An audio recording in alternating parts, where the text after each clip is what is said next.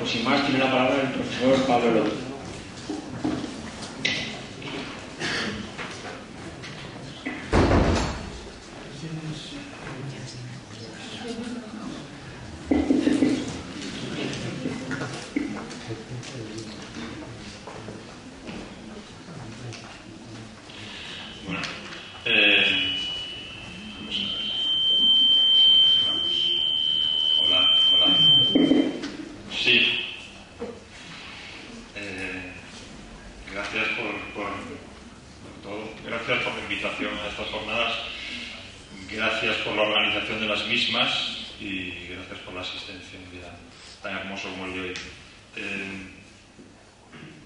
Temo ser algo sintético, pero me interesa mucho atenerme al tiempo que me han dado y voy a leer unas líneas que he preparado para hablar de ciertas cuestiones,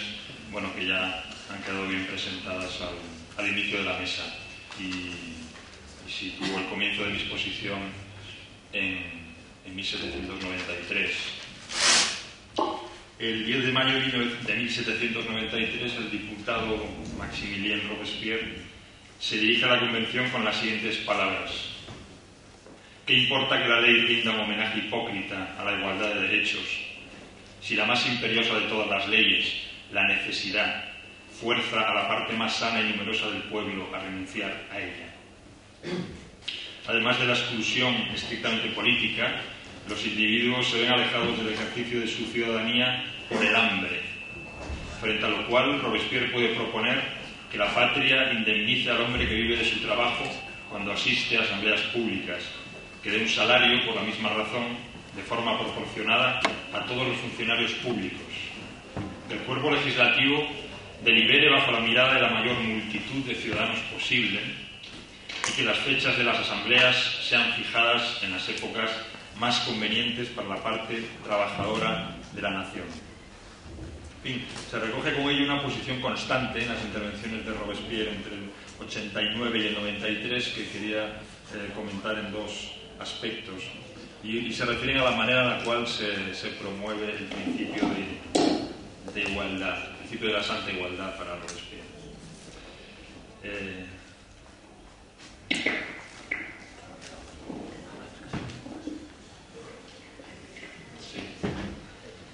En primer lugar,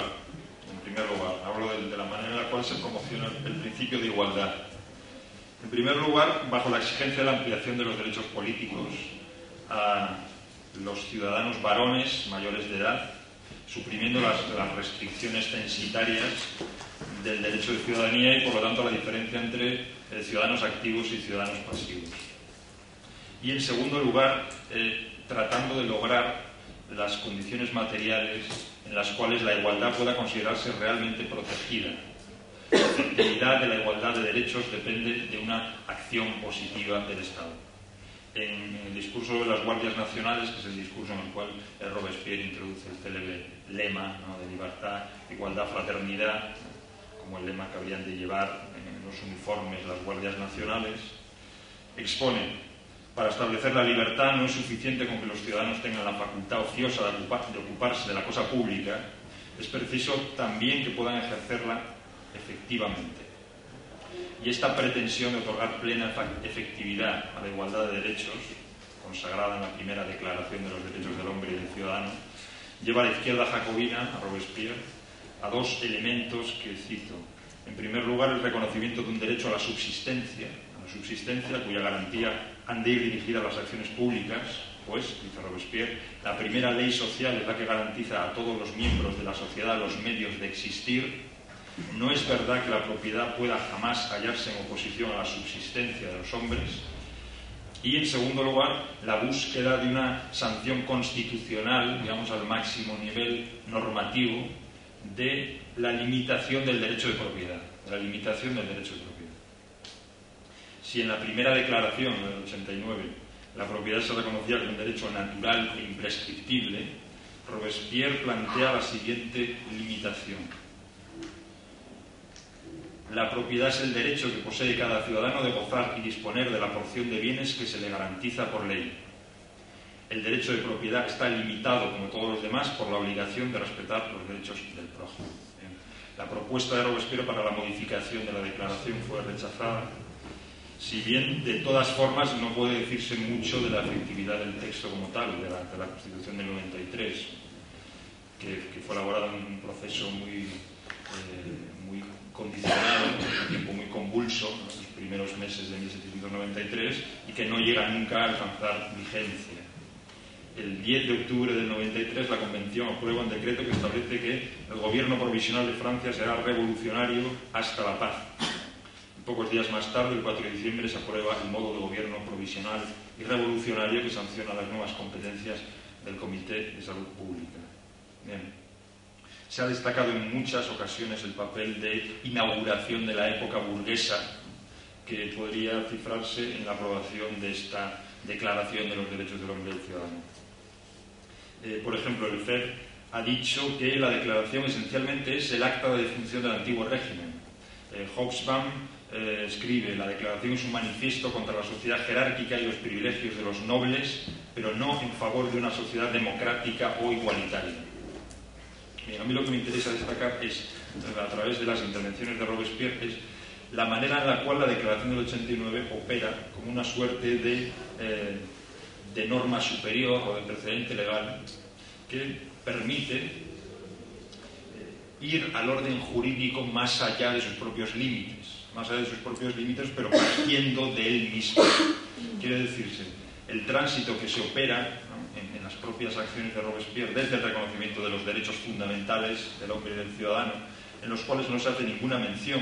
económica, ¿no? En la primera declaración del 89 no hay ninguna mención a la economía, porque la economía es algo natural para un burgués, ¿no? Y los burgueses eran, desde luego, los que redactaron esa declaración. Y sin embargo, a partir de los límites en los cuales se establece la igualdad o la libertad, se abre algo que podríamos llamar dialéctica, o por ser más amables, una cierta dinámica de la ley, que toma como antecedente legal esa declaración que no incluye elementos económicos y que sin embargo adquiere inmediatamente una capacidad de determinación de las relaciones económicas. Una suerte, insisto, de dinámica legal que me interesa porque habla de una cierta función de los precedentes jurídicos o de la figura del precedente jurídico. A lo que apela Robespierre no es a nada más que a esa declaración como norma superior, no a algo que podríamos encontrar en la naturaleza de los hombres o algo que no esté recogido en los textos legales, sino a la serie de contradicciones que se dan entre las sucesivas constituciones y esa primera declaración. Pero bueno, al menos me parece destacable ese paso de lo no económico a lo económico partiendo del uso del precedente legal. A partir de esa posición de Robespierre, se entiende que la realización de los derechos políticos no depende solo de su sanción constitucional, sino igualmente del progreso en la igualdad de condición y en la igualdad de poder entre los individuos. Que ello exige el sometimiento a norma pública de un conjunto de relaciones antes incluidas en el espacio natural de lo económico y la institución de una estructura de mediación capaz de asumir las funciones políticas de construcción de la denominada igualdad real. Y esto me parece importante también por lo siguiente, porque en el momento de la emergencia de la economía política, por lo tanto, se entiende ya que la igualdad no es un dato natural, algo que sea necesario reconocer,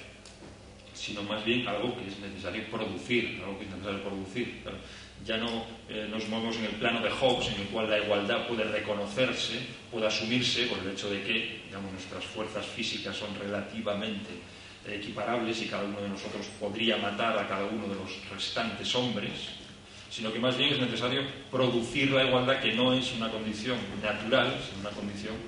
característicamente artificial. Y que esa producción solo puede realizarse en el conjunto de prácticas y de límites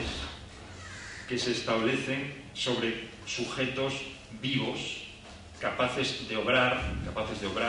sobre cuerpos, con el fin de impedir que los modos de la existencia material y la particular necesidad, ¿no?, a la que se refería Robespierre en la primera frase, y la particular necesidad conviertan en ilusiones jurídicas las proclamaciones tan antiguas como la Ilustración de la autodeterminación individual y de los derechos iguales.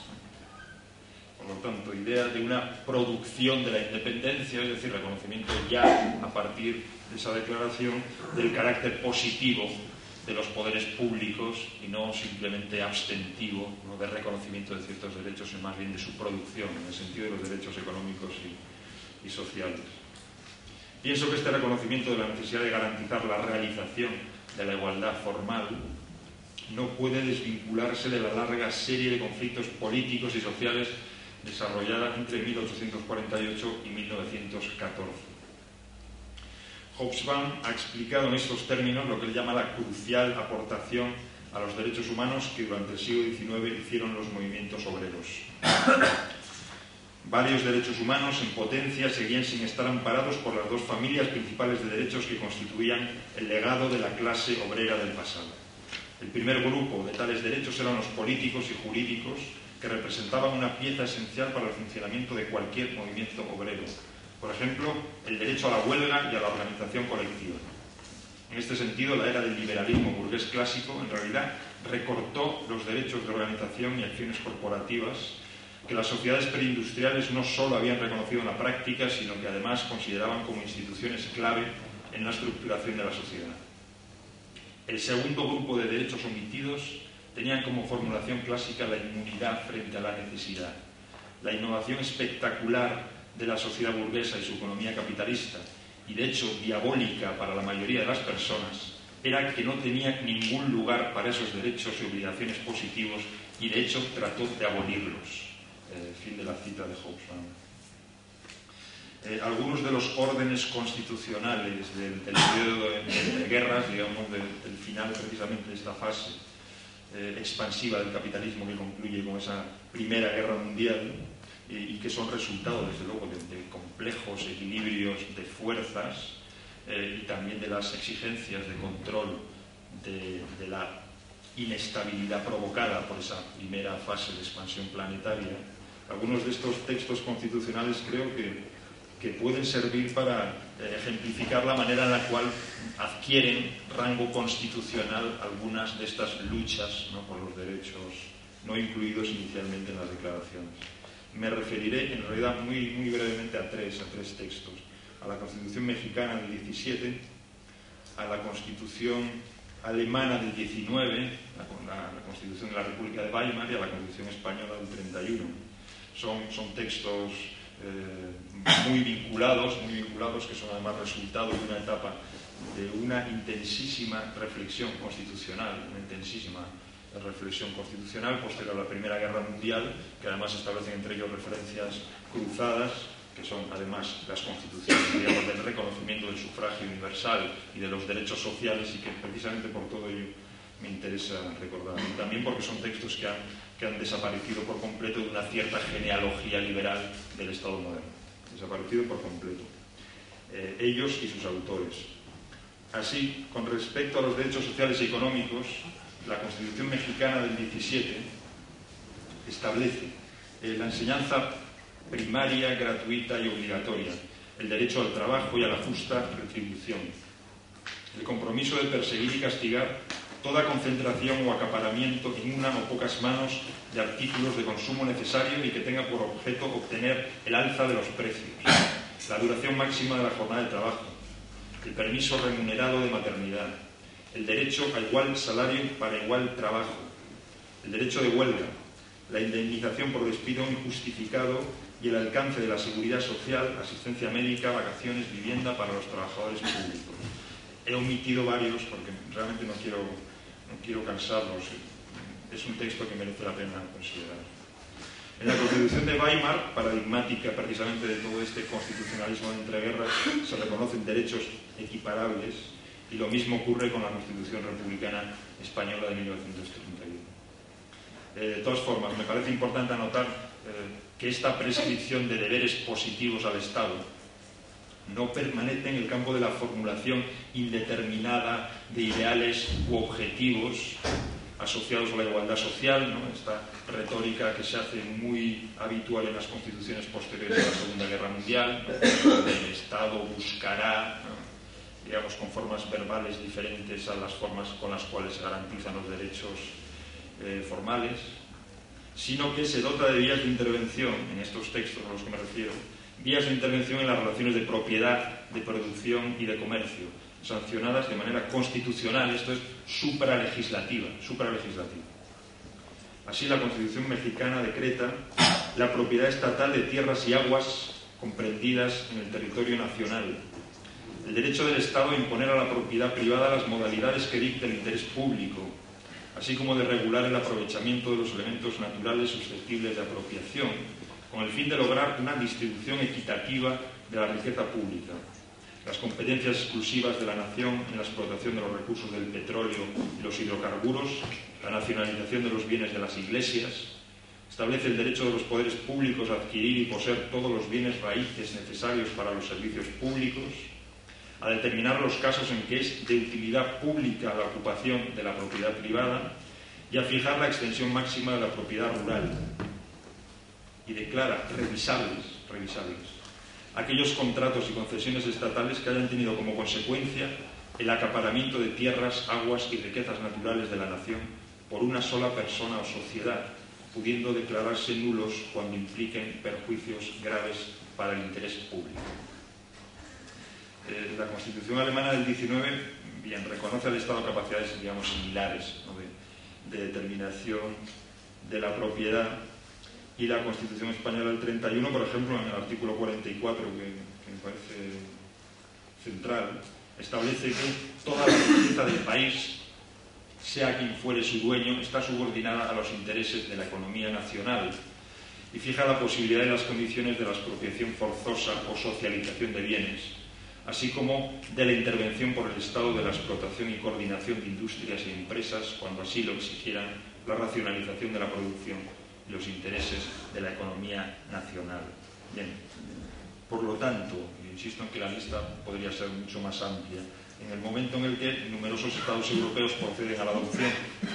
de un orden de libertades públicas, en un contexto de crisis constitucional y de crisis económica, los textos constitucionales son concebidos como instrumentos políticos de racionalización social, al servicio de la cual se colocan la concreción de los principios del parlamentarismo y la estructura del Estado, las acciones correctoras de las desigualdades esenciales y la extensión universal del derecho de sufragio. Estado de Derecho, poder público de determinación y control popular aparecen como principios fundamentales para la justicia social. Y lo hacen de manera que esos principios básicos en la lucha contra la desigualdad real de poder no puedan ser alterados por las mayorías parlamentarias, sino únicamente por la fuente de la que deriva su legitimidad, el pueblo soberano en tanto que poder constituyente. Es posible que todo lo anterior sea muy prolijo, pero me sirve también para lo siguiente, para ilustrar el tipo de esfuerzo de diferenciación. Digamos, la riqueza de determinaciones que es necesaria para lograr esa producción de la igualdad, ¿no?, de la que hablábamos desde el comienzo a partir de la figura de Robespierre. Es decir, se necesita mucho tiempo y mucha capacidad de diferenciación para generar esa serie de distancias, esa serie de construcciones, esa serie de relaciones, ese sistema de lejanías, podríamos decir, que permiten garantizar unas ciertas condiciones de subsistencia de los sujetos corpóreos y que permiten garantizar también que la composición de las voluntades particulares es una composición productiva, es una composición no totalitaria. Digamos, algo que tiene al menos una consecuencia relevante. Uno necesita mucho tiempo para recorrer el espacio de esas estancias. Uno necesita tiempo para recorrer toda esa serie de artefactos en virtud de los cuales el individuo es perfilado, arrebatado a su condición meramente natural, instituido él mismo como una superficie de valor e incluido en un orden posible de asociaciones productivas. Uno tiene que tomarse su tiempo, y esto al menos quiere decir que ese conjunto de determinaciones en virtud de las cuales el individuo es arrebatado al ciclo de lo siempre igual, al ciclo en el cual solo hay hombres que comen y se comen, que esa serie de determinaciones no pueden remitirse a una única fuente de sentido. Es decir, que la misma complejidad que es necesaria para garantizar al cuerpo como institución, puesto que de eso se trata, impide que la producción de norma derive de un único punto, por ejemplo, del respeto de los derechos de propiedad, Digamos que la densidad misma que es necesaria para la institución del cuerpo, de ese cuerpo del ciudadano independiente, trasciende con mucho la mera expresión de un interés de clase. Y refiere más bien, claro, a procesos por los cuales el individuo es reconocido, claro, es instituido él mismo, siendo como es un animal que sin embargo y de alguna manera provisional se separa de ese ciclo de deseo y de hambre y se convierte en algo cuyas superficies han de ser respetadas. Todo eso aparece, digamos, en el proceso de construcción, ¿no? De construcción de la vida digna, de las asociaciones dignas, y me parece reseñable que aparezca de esa manera en los textos constitucionales. Bien, por la misma consistencia de este orden, por el mismo tiempo que se necesita para construirlo, podemos saber del tiempo que se necesita para destruirlo. Podemos saber que la destrucción de un conjunto de determinaciones tan complejo en ningún caso se produce sin solución de continuidad. Es decir, que requiere tiempo. Como si se tratara de un cuerpo leibniziano, cada una de cuyas partes tiene una vida propia, un tejido propio, ciertamente para liquidar un orden de garantías que se basa en el reconocimiento de las exigencias de grupos sociales, de combates históricos desarrollados con el fin del reconocimiento. La abolición de un orden así exige una inmensa cantidad de tiempo y una inmensa cantidad de violencia intensiva y extensiva. Digamos, exige ir deconstruyendo todas las unidades menores sobre las cuales se sustenta, como su cristalización, un orden constitucional capaz de reconocer derechos económicos y sociales y de arrogarse el poder de actuar sobre las relaciones de propiedad. Cuesta mucho derribarlo. Autores como Agamben se han sorprendido de la facilidad con la cual en el siglo XX se han sucedido las democracias y los totalitarismos, ¿no? Conocida la historia del siglo XX, lo sorprendente es que alguien pueda creer que la transición entre las democracias y los totalitarismos es una solución que se ha producido fácilmente. Eso es lo que a mí me parece verdaderamente sorprendente, porque los procesos son, insisto, muy complejos. Y esta indicación me interesa por lo siguiente. Porque en todo caso, el proceso de devastación de esos cuerpos complejos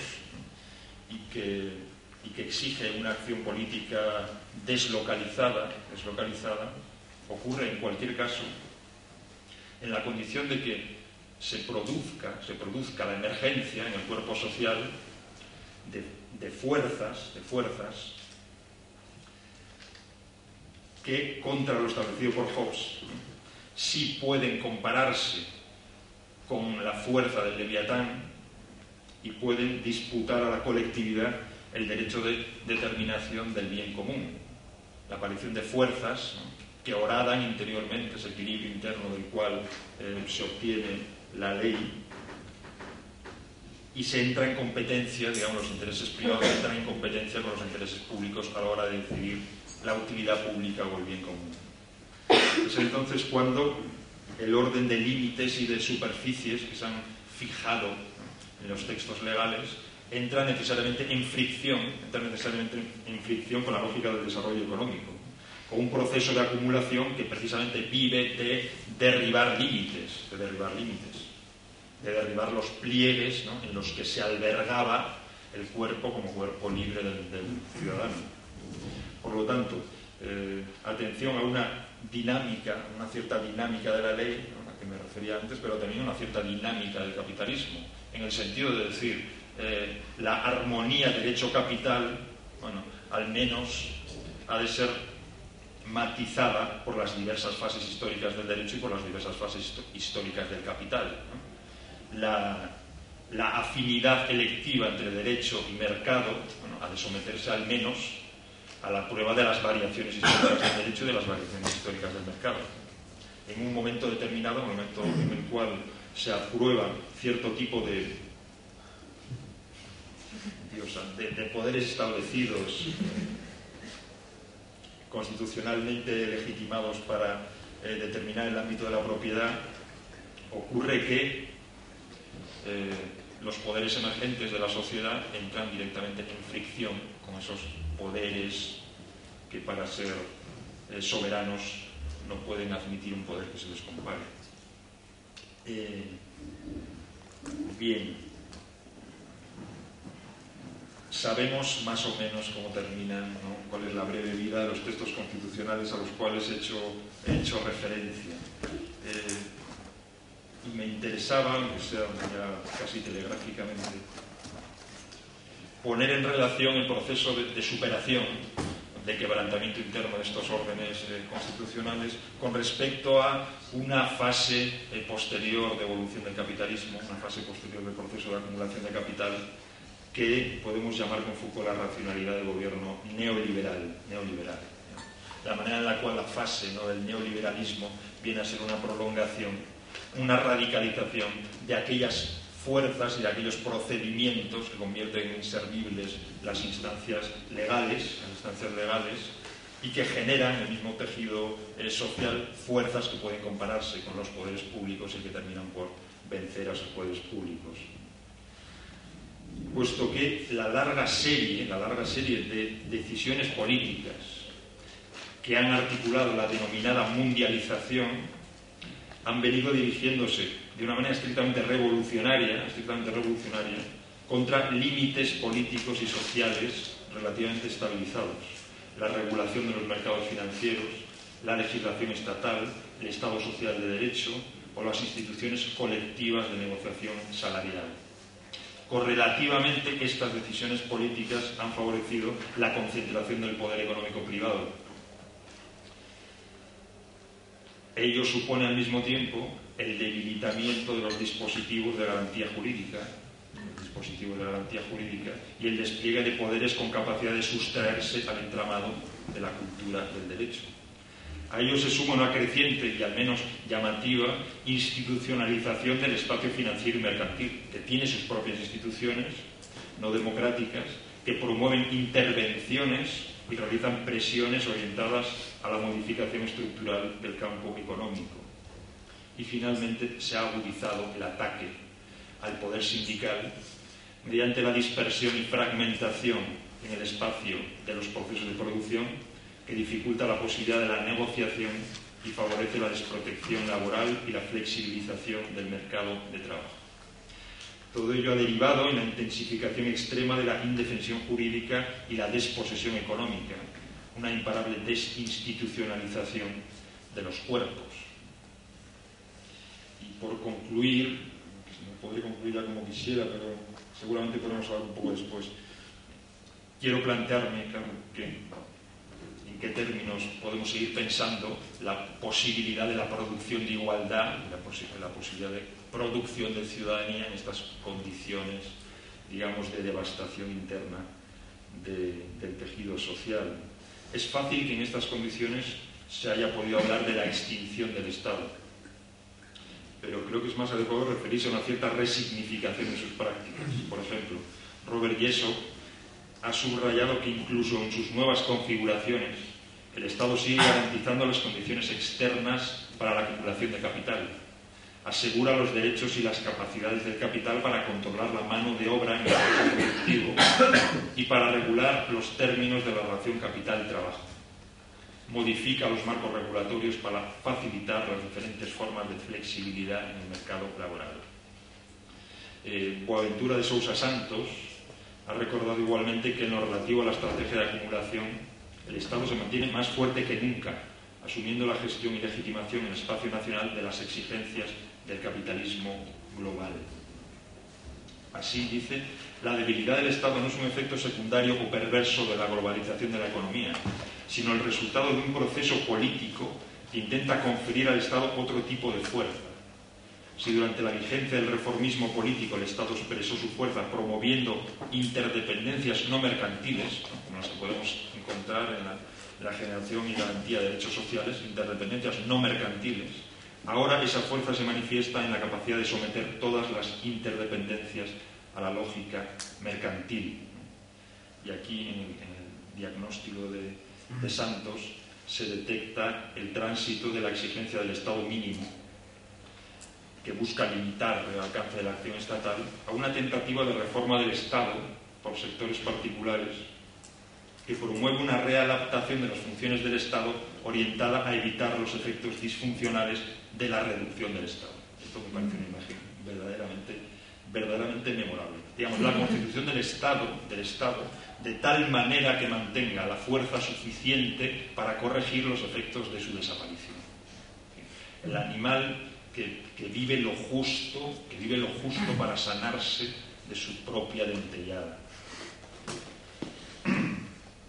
Concluye entonces, si me das 5 minutos, no. Para el propio Santos nos encontramos entonces ante la ruptura de la síntesis moderna de Estado, Derecho y Constitución, no tanto la desaparición del Estado, sino la pérdida de esta síntesis. Pierpaolo Portinaro lo ha dicho de una manera muy clara: lo seriamente amenazado no es el Estado soberano, sino el Estado de Derecho, como complejo de instituciones orientadas a garantizar que los ciudadanos puedan gozar de los derechos fundamentales.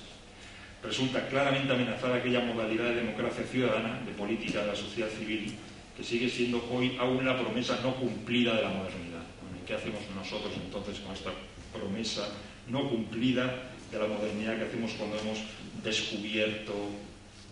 a la globalización como proyecto de clase y la manera en la cual establece sus fricciones permanentes con cierto ideario radical de la Ilustración?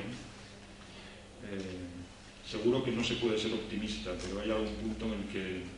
podría haber convergencia. Seguramente uno de los puntos en torno a los cuales sea más fácil establecer consensos y alianzas de fuerza sea la cuestión de los derechos, que se mueve en muy diversas escalas y que apunta a ese espacio que ha de estar protegido tanto de las decisiones mayoritarias como de las fuerzas del mercado. Y creo que la cuestión de los derechos genera, digamos, una convergencia mucho mayor que la propia noción de Estado social y democrático de derecho, y permite además articular las lógicas de creación de un espacio público igualitario en la medida en que la exigencia de derechos se mueve en planos muy diferentes, y la convergencia de las diversas luchas por el reconocimiento de derechos es también la creación, claro, de un movimiento que incluye la atención a las formas de dominación desarrolladas en el plano macroeconómico, en el plano de la mundialización, pero también las formas de dominación asociadas al cuerpo, el plano del cuerpo y el plano de la mundialización unidas en torno a esa reivindicación de los derechos. A ello añadiría alguna cuestión como la siguiente: la necesidad de resistir a las estrategias de autorresponsabilización de los sujetos, en línea con lo expuesto en los análisis Foucaultianos de la gubernamentalidad neoliberal, la recuperación de los fundamentos teóricos del Estado social de derecho, en especial el concepto de responsabilidad colectiva, una conquista fundamental del pensamiento social, la resistencia a la funcionalización de la instancia política con respecto al campo económico, que lleva a la retirada del Estado de un amplio conjunto de sectores de la vida social de los que venía responsabilizándose. Proceso en el que, como señala Bourdieu, no está en juego la victoria entre posiciones políticas enfrentadas, sino más bien la destrucción de una civilización asociada a la existencia del servicio público, la civilización de la igualdad republicana de los derechos, derecho a la educación, la salud, la cultura, la investigación, el arte y por encima de todo el trabajo. Y finalmente el fortalecimiento de la autodeterminación democrático-republicana, asegurando en línea con algunos aspectos que han sido presentados la efectividad de la instancia pública y la capacidad democrática de determinar el bien común. Y termino solo con un rasgo, digamos, de optimismo, que es el siguiente que podemos discutir.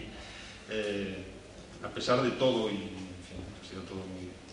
muy críptico, a pesar, digamos, de las crecientes dificultades para hacer valer un poder público con capacidad de determinación del espacio económico, pienso que una de las variaciones en los últimos despliegues de esa racionalidad neoliberal es que el neoliberalismo tiene una creciente dificultad para generar consenso en torno a su vinculación con la Ilustración. Es decir, que crecientemente le resulta difícil al neoliberalismo seguir defendiendo que los motores últimos de sus acciones en el ámbito de la guerra internacional, de la privatización, de la apropiación de materias primas esenciales, etcétera, se hace con la vista puesta en el bien público. Eso es una modificación que yo creo que se puede detectar incluso desde el comienzo de los años 90 hasta ahora, la manera en la cual el liberalismo se relaciona o entiende su legitimidad en términos de expresión de la Ilustración. Y esa desvinculación, digamos, el hecho de que el neoliberalismo por propio crecimiento haya tenido que desprenderse de su piel, ¿no?, de esa superficie ideológicamente que ya no puede ajustarse a su cuerpo, creo que es fundamental porque puede evitar muchos malentendidos en el futuro. Quiere decirse que ya se diría que el monstruo, el Behemoth, ¿no?, de Neumann, el que dice yo soy el capital, ya no puede decir mirad a la Ilustración, esa es mi piel.